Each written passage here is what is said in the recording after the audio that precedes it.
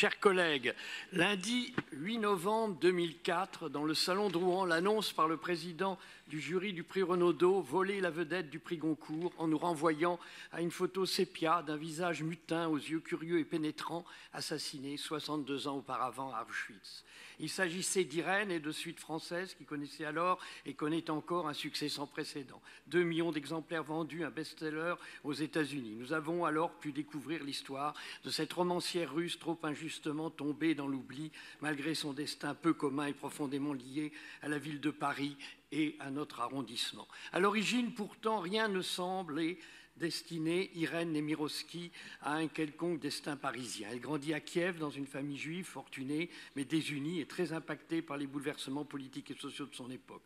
En janvier 1919, elle est contrainte de fuir la révolution russe avec sa famille qui décide de s'installer à Paris.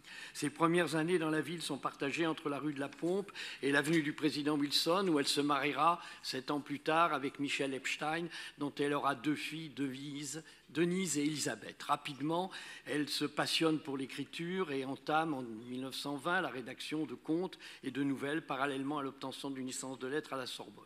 Elle s'attache alors à écrire exclusivement en français et souvent à décrire exclusivement les Français et leur mode de vie.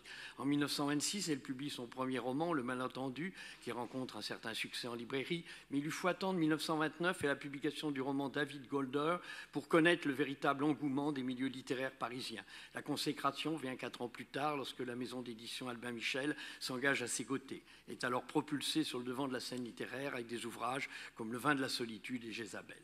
L'œuvre d'Irène Nemirovsky laisse peu de place au doute s'agissant de son amour pour la ville de Paris. La ville est abondamment décrite et représentée au fil des pages de ses ouvrages. Elle est aussi le cadre de la presque intégralité de ses récits qui s'attachent avec un brio presque unanimement reconnu par ses contemporains à raconter et décrire la vie parisienne de l'entre-deux-guerres. Sans doute ses écrits inspirés par son expérience sont sans complaisance, voire impitoyables, comme les ont qualifiés un critique, et à ce titre considérés comme clivants par rapport à sa communauté. De son roman à succès David Golder, Julien Duvivier tira un film sombre qui reflète la violence des rapports sociaux de cette France d'entre les deux guerres. Avec son mari, elle décide de quitter le 16e arrondissement pour s'installer au 8 avenue Daniel Le Sueur dans le 7e, où elle participera à l'animation des Nuits parisiennes, au contact des plus grands écrivains de son temps, et bien sûr de Cocteau, ce grand découvreur de talent qui l'a suivi depuis ses débuts. Elle déménagera ensuite pour un grand appartement avec une verrière au 10 de l'avenue Constant-Coquelin. C'est l'autre avenue jumelle, en très belle impasse du Carrefour du Roc. C'est donc dans le 7e arrondissement qu'elle puise, pendant plus de 5 ans, son inspiration littéraire et artistique. C'est aussi dans le 7e arrondissement qu'elle fait les démarches pour sa naturalisation, mais qu'elle va interrompre pour ne pas paraître opportuniste lorsque sa dernière œuvre est aux portes du Goncourt. Elle ne cessera pourtant jamais d'écrire Paris.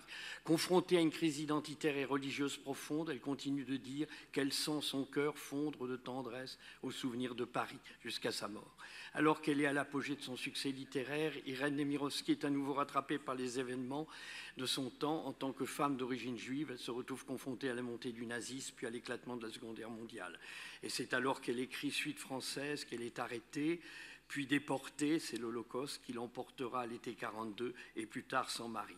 Ainsi, tout nous oblige à honorer la mémoire d'Irène Nemirovsky, la grande figure de la scène littéraire française, son destin et enfin son œuvre littéraire. Nous soutenons donc ce projet d'apposer une plaque commémorative en hommage à Irène Nemirovsky à son domicile du 10 rue Constant-Coquelin, où elle a élu domicile en 1935. Il n'est que temps, 20 ans après que Denise Epstein, ses filles, ait relancé sa mémoire, qu'Irène prenne sa place dans notre ville et au nom de notre mère, nous sommes heureux de la commémorer dans notre arrondissement. Je vous remercie.